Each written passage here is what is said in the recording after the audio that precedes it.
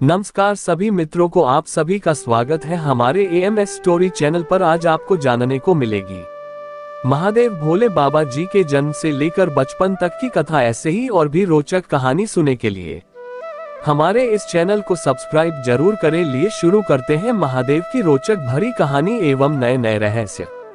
भगवान शिव के जन्म की पौराणिक कहानी। जानिए कब, कहां और कैसे प्रकट हुए शिव। हम सबके प्रिय भगवान शिव का जन्म नहीं हुआ है, वे स्वयंभू हैं। लेकिन पुराणों में उनकी उत्पत्ति का विवरण मिलता है।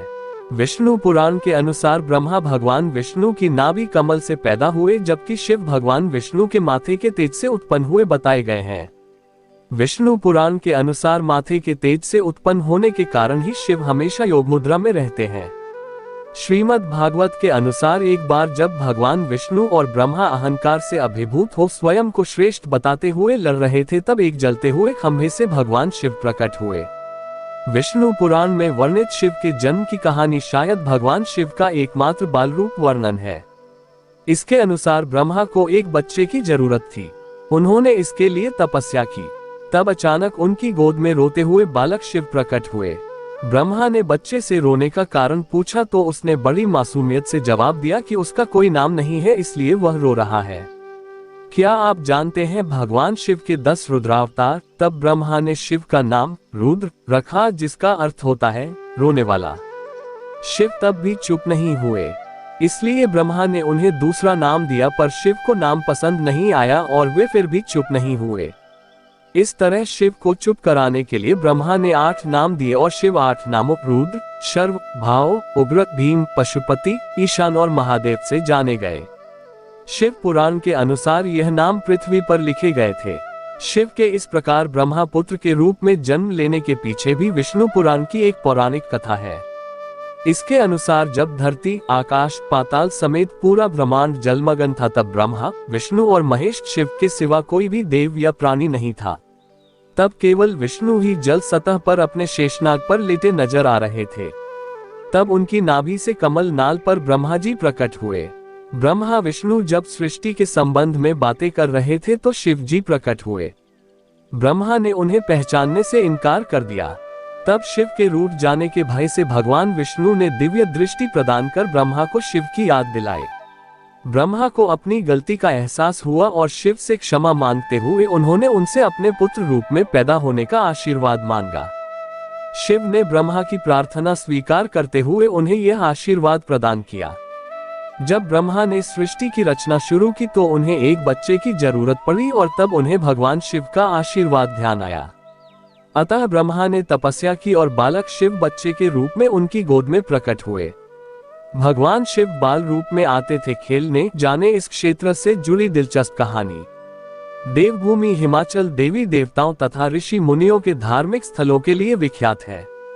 यहाँ लगने वाले पारंपरिक मेलों के कारण विश्व मानचित्र पर हिमाचल अपनी विशिष्ट पहचान बनाए हुए है।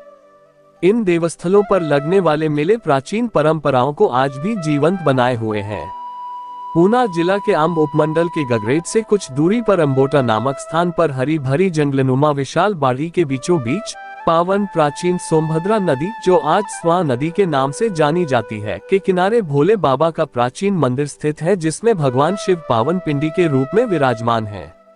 यहाँ लोग पावन शिवलिंग की ओम नमः शिवाय मंत्र जाप के साथ पूजा अर्चना के साथ जलाभिषेक करके अपने जीवन में खुशहाली की कामना करते हैं।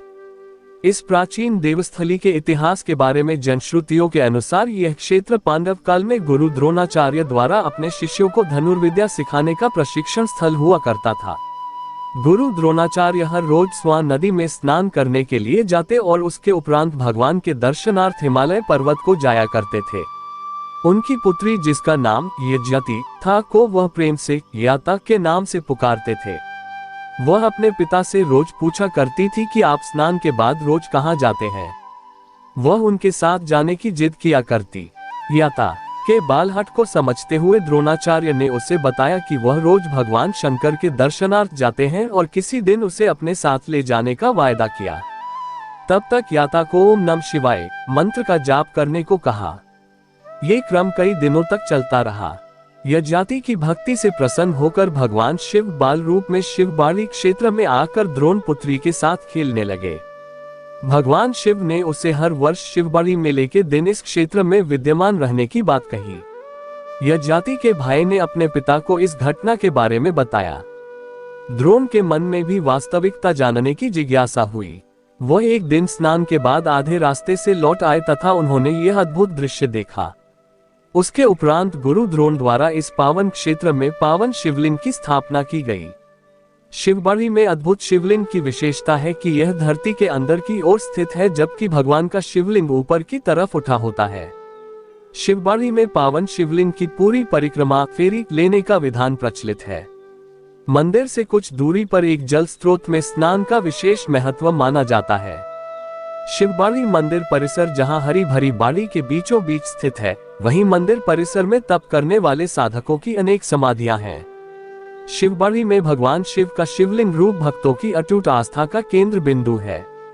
इस पावन स्थान पर उमड़ने वाला भारी भक्त समूह अपनी अटूट आस्था को प्रमाणित करता है। पूरा साल भक्त दूर दूर से संक्रांति, श्रावण मास, सोमवार, शिवरात्रि व अन्य त्योहारों पर भोले के दरबार में आकर नतमस्तक होते हैं। पर्यावरण संरक्षण की मिसाल इस पावन शिवस्थली को लेकर प्राचीन काल से ही देखने को मिलती है। प्राचीन काल से मान्यता है कि शिवबाड़ी क्षेत्र से लकड़ी काटना वर्जित है। यहाँ की लकड़ी का प्रयोग केवल दाह संस्कार के लिए करने की अनुमति है। धन्यवाद सभी मित्रों का। मैं आशा करता हूँ आप सभी ने हमारी यह संपूर्ण कथा ध्यान पूर्वक सुनी होगी। ऐसे ही और भी रोचक कहानी सुनने के लिए हमारे AMS स्टोरी चैनल को सब्सक्राइब जरूर करें। धन्यवाद।